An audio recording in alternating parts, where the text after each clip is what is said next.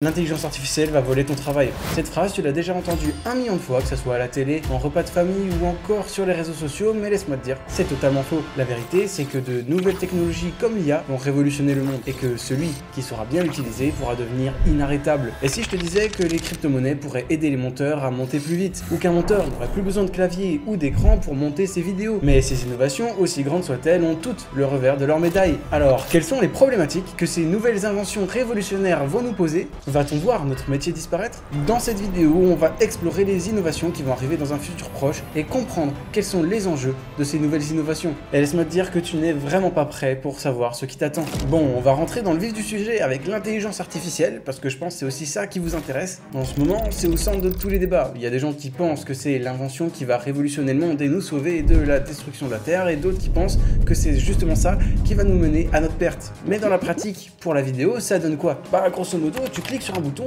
et tu pries pour que ça marche. Pour l'instant, c'est dur d'appeler ça une révolution pour la création vidéo. Mais il y a des gens qui ont très bien compris cette problématique. C'est le cas de Comfy qui travaille sur leur tout nouveau software Comfy UI, une interface avancée pour la génération d'images IA en utilisant un système de nœuds. Comme sur Fusion par exemple. Ce logiciel est conçu pour utiliser l'intelligence générative avec une précision hors du commun et une flexibilité maximale. Et en 2030, cette technologie-là, elle sera viable et utilisable pour toutes les vidéos. Le cas d'utilisation le plus fréquent, je pense que ça sera pour les b-roll, pour pouvoir créer des choses précises par rapport à l'histoire qu'on est en train de raconter, parce que pour l'instant, les monteurs ils se battent pour des stock footage qui sont en raccord avec ce que l'histoire est en train de raconter. Mais ça peut très bien être utilisé pour restaurer des archives ou pour transformer des photos en vidéo. Mais à titre personnel, je pense que l'intelligence générative, ça sera super top pour faire des transitions vidéo. On a tous vu ces vidéos virales sur TikTok qui sont super drôles et je pense que l'IA peut faire des transitions hyper smooth par rapport à ce qu'un humain pourrait faire ou qu'un logiciel peut proposer. Alors oui, ça fait pas encore rêver, on est très loin du niveau maximal, mais il y a plein d'entreprises qui commencent à investir dessus. Et en parlant d'investissement, on va tout de suite changer de sujet car on va parler de crypto-monnaies et comment ça pourrait nous aider à faire du montage. Pour la majorité des gens, les crypto-monnaies ne sont que des arnaques, un truc de geek ou des conneries spéculatives. Mais tu vas voir que c'est super intéressant et que ces petites cryptos vont changer drastiquement notre manière de travailler. Les crypto-monnaies se divisent en plusieurs groupes, dans lesquels on retrouve les cryptos d'épines, et c'est ce qui nous intéresse aujourd'hui. Les cryptos d'épines sont des réseaux décentralisés utilisant la blockchain pour mutualiser et exploiter la puissance de calcul des ordinateurs à travers le monde. Pour faire simple, on va prendre l'exemple de Render Network, qui existe déjà et qui distribue déjà une tonne de rendus dans le monde entier. Un matin, j'ai envie de faire un rendu sur Blender et j'en ai pour 10 heures. 10 heures, c'est super long. De l'autre côté, il y a des gens du monde entier qui minent du render. En gros, qui prêtent leur carte graphique à Render Network. J'envoie mon projet Blender sur la blockchain, Render fait le rendu grâce à la puissance de calcul des personnes du monde entier, et du coup je reçois mon rendu en un temps record, et ceux qui ont prêté leur carte graphique reçoivent de la crypto-monnaie en guise de paiement. Ces infrastructures permettent de réaliser des tâches lourdes comme le rendu vidéo, l'intelligence artificielle ou encore la simulation 3D. Cette technologie est déjà utilisée par des milliers de gens depuis 1 an, et elle sera totalement viable dans 5 ans. Alors oui, on peut faire des rendus plus vite, mais ça change pas drastiquement notre manière de travailler. Le métier de monteur n'est pas prêt d'être remplacé par des robots, comme le disait ton oncle au repas de famille. L'intelligence artificielle et les progrès techniques nous aident à aller plus vite dans notre travail. En tout cas pour l'instant. Est-ce que dans un futur lointain, l'IA ne pourrait pas prendre plus de place et changer notre rôle dans la production vidéo? On en reparlera plus tard car je dois pour l'instant vous parler d'Adobe Firefly, qui sera totalement abouti en 2030 et qui sera une grande avancée pour le montage vidéo. C'est pas tant l'utilisation qu'on va en faire qui est une révolution, c'est plutôt le message que ça envoie. En soi, allonger un rush, c'est pas hyper utile. On savait déjà le faire en bidouillant. Mais proposer une alternative à la fin de la vidéo ou alors de modifier un objet précis dans la scène, c'est quelque chose de totalement inédit et ça n'annonce que du bon pour le futur. Alors faut juste prendre son mal en patience et se dire que la suite va être vraiment géniale. Et si tu gamberges un peu, tu peux imaginer la fusion d'Adobe Firefly avec Comfy UI qui permettrait d'avoir de l'intelligence générative hyper précise et 100% contrôlable. Bref, ça peut vraiment être une dinguerie. Bon, pour l'instant, je vous ai montré des trucs qui sont assez surprenants, mais c'est maintenant que les vraies révolutions vont commencer. Alors, petit disclaimer, plus on va loin dans le temps, plus c'est dur pour moi de vous donner une information précise. Donc prenez tout ce que je dis avec des pincettes. Même si ça peut nous donner une bonne idée d'avec quelle sauce on va être mangé. Dans la vidéo, il y a 3 piliers essentiels. Le truc qui filme, l'ordinateur qui fait le traitement vidéo et le support sur lequel la vidéo est affichée. Et si on regarde bien, les caméras, donc les trucs qui filment, on arrive rapidement vers un plafond de verre et les innovations sont de moins en moins intéressantes. Bonjour, je suis Jean-Michel de chez Blackmagic et voici ma nouvelle caméra, la Blackmagic 12K. Bonjour, je suis Jean-Pierre de chez Sony et voici ma caméra 13K. C'est beaucoup mieux que celle de Blackmagic. Oui, mais moi, ma caméra en 13K, elle fait du 120 FPS.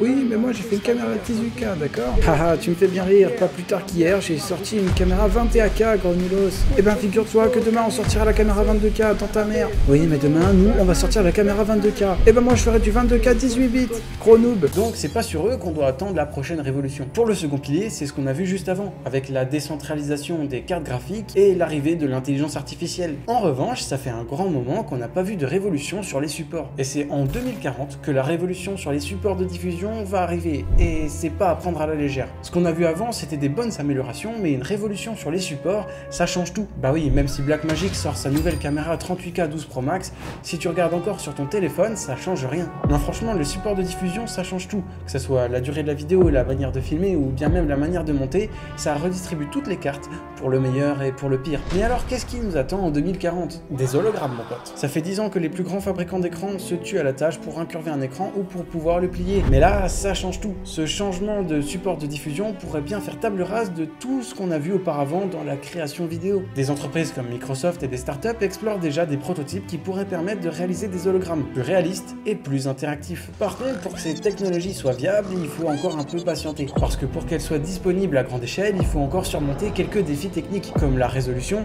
la consommation d'énergie ou encore le coût d'achat. Donc bien qu'on soit sur le bon chemin, il faudra encore attendre 10 ou 15 années avant de voir arriver sur le marché ces hologrammes. Et là, je sais que tu es en train de te dire, pour faire du montage vidéo sur des hologrammes, il faudrait quand même un PC super performant. C'est pour ça que j'ai pour toi le processeur quantique. Mais dis-moi, Jamy, c'est quoi un processeur quantique? Bah, pour faire simple, dans un ordinateur classique, l'information est traitée sous la forme de bits. Ça peut être 0 ou ça peut être 1. C'est comme un interrupteur, soit il est allumé, soit il est éteint. Dans un processeur quantique, l'information est traitée sous forme de qubits. Un qubit, c'est un peu spécial parce que ça peut être à la fois un 0 et à la fois un 1, ou un 0,7, un 0,2, bref, t'as compris. Et comme on a une infinité de valeurs en plus, on peut faire des milliers de calculs en même temps. Le premier ordinateur quantique a été développé en 2009 avec 2 qubits. Et depuis, c'est un peu la course à qui sait qui a la plus grosse qubit.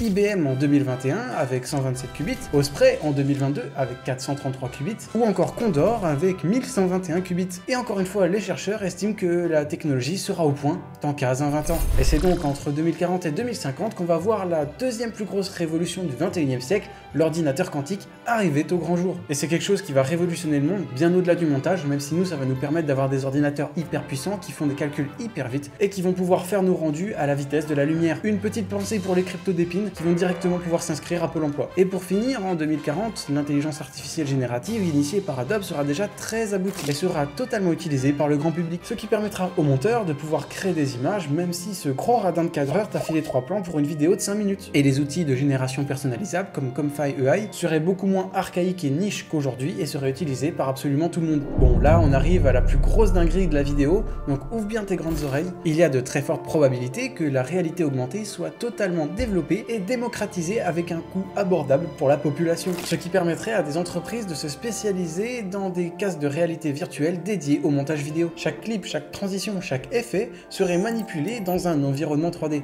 Et laisse-moi te dire que ça change vraiment tout. Pour que vous compreniez bien à quel point c'est une dinguerie, voici mon espace de travail. Donc là, c'est tout juste 50% de mon champ de vision. Avec la réalité augmentée, tout ce que je suis en train de voir, bah, c'est un écran. Donc on peut imaginer que je peux mettre ma timeline ici, mes clips par là et hop, un inspecteur à gauche. Je pense que vous commencez à comprendre l'infinité de possibilités que cette technologie va nous offrir. Ce type d'interface pourrait nous permettre une expérience de montage beaucoup plus immersive, avec une liberté qu'on a à vrai dire encore jamais vue, parce qu'on pourrait totalement se défaire de nos écrans et avoir des espaces de travail gigantesques pour être hyper libre et avoir beaucoup de place pour travailler. Mais le montage en réalité virtuelle nous propose une plus-value qu'on ne voit pas venir et qui est tout aussi révolutionnaire que ce que je vous ai dit avant. Dans un environnement de réalité virtuelle, plusieurs monteurs pourraient travailler simultanément dans un même espace virtuel, même s'ils se trouvent à des endroits différents dans le monde, comme s'ils étaient dans la même pièce. Donc dans un premier temps, ça permettrait d'aller 10 fois plus vite et aussi d'ajouter une dimension sociale à notre métier pour nos pauvres petits monteurs qui se sentent seuls. Imagine que je suis en train de faire un dérush, pendant que derrière moi il y a un mec qui fait la colo et de l'autre côté il y a un bouc qui fait les habillages. Et ça peut aussi aller beaucoup plus loin parce qu'on peut imaginer que les casques de réalité virtuelle peuvent aussi devenir des supports de diffusion. Donc ça ouvre le champ à une tonne d'idées créatives que l'humain n'a toujours pas expérimentées. D'ailleurs, je suis curieux de savoir ce que t'en penses, donc n'hésite pas à me donner ton avis en commentaire. J'ai certainement oublié des cas d'utilisation ou des innovations qui pourraient être super importantes dans les années à venir, donc n'hésitez pas à nous les partager. Quant à elle, l'intelligence artificielle aura aussi énormément évolué, même si les deepfakes font déjà surface, à l'horizon 2050, la manipulation de vidéos pour remplacer des acteurs, des décors ou même des objets deviendraient monnaie courante. Et laisse-moi te dire que c'est les petits monteurs comme nous qui vont devoir s'en charger. Notre métier, comme quasiment tous les métiers, vont vraiment beaucoup changer. Et oui, car il me faudrait des heures et des heures pour parler de toutes les innovations qui risquent d'arriver. Une grande innovation pourrait se produire avec des logiciels capables de comprendre les commandes vocales très précises et très complexes pour effectuer des montages avec la voix. Plutôt que de manipuler des interfaces graphiques, tu pourras simplement faire ta demande au logiciel. Oh, sale bâtard! Fais un cut ou je te baisse! On peut aussi imaginer faire du montage avec des gants haptiques. En gros, des gants haptiques, c'est des gants avec plein de capteurs et qui pourraient nous donner la possibilité de monter hyper vite, sans clavier et sans souris. On pourrait aussi voir un système d'auto-apprentissage qui serait capable de retenir et de comprendre quand et pourquoi tu fais tel cut ou tel effet et pouvoir répliquer ton style de montage sur d'autres vidéos. Alors maintenant qu'on a vu tout ça, est-ce que l'IA va tuer le montage vidéo? Faut-il se réorienter et s'inscrire à France Travail? En vrai de vrai, c'est une question qui est quand même vachement pertinente parce que ça fait 10 minutes que je vous présente plein de nouveautés, certes très stylées et révolutionnaires, mais c'est également des nouveautés qui visent à automatiser une partie de notre métier. Donc pour l'instant ça va. On se dit j'utilise AutoCut pour faire mon dérush, Caption pour faire mes sous-titres, et dans quelques années j'utiliserai Firefly pour faire mes b-rolls, et petit à petit on se retrouve à ne plus rien faire et à être totalement inutile. Et les plus à plaindre dans ce cas-là, c'est les artistes 3D et les motion designers, car des innovations permettant de créer des animations sont déjà au point. On vit dans une époque formidable. Je voulais un truc comme ça pour des waiting screens sur Twitch. Les tarifs varient entre 1500 et 5000 euros. Là, ça m'a coûté 2,50 € et j'ai eu besoin de 7 minutes et d'une phrase. Alors oui, c'est pas le truc ouf de la Terre, mais ça suffit largement pour mon besoin. C'est justement ce tweet qui m'a donné l'envie de faire cette vidéo. Et on voit bien que c'est pas un combat IA contre monteur vidéo, mais c'est plutôt une question d'argent. Et oui, car tout le monde préférera payer 2,50 € et attendre 7 minutes pour un truc moyen, plutôt que de payer 1500 € et d'attendre plusieurs semaines pour recevoir un truc excellent. Mais par exemple, le cinéma ou les publicités, ils en ont du fric, et pas qu'un peu, donc ils pourraient se permettre de proposer de la qualité. Et pourtant, c'est le même résultat. Les acteurs ou les doubleurs tendent à être remplacés ou remplaçables grâce au face swapping ou à la synthétisation vocale. Et ça, c'est vraiment pas bon signe. Si les plus grands producteurs de la plus grande industrie de la vidéo avec 200 millions de budget par film choisissent le rapport qualité-prix, la facilité et la rapidité, que vont choisir les influenceurs qui payent 7 € le monteur pour un short? Ouais, je sais, ça fait pas vraiment rêver, mais c'est pas pour autant qu'il faut crier défaite. Les monteurs de qualité qui apporteront une vraie plus-value avec le montage seront toujours aussi bien traités qu'aujourd'hui. Seulement, ces monteurs seront très flexibles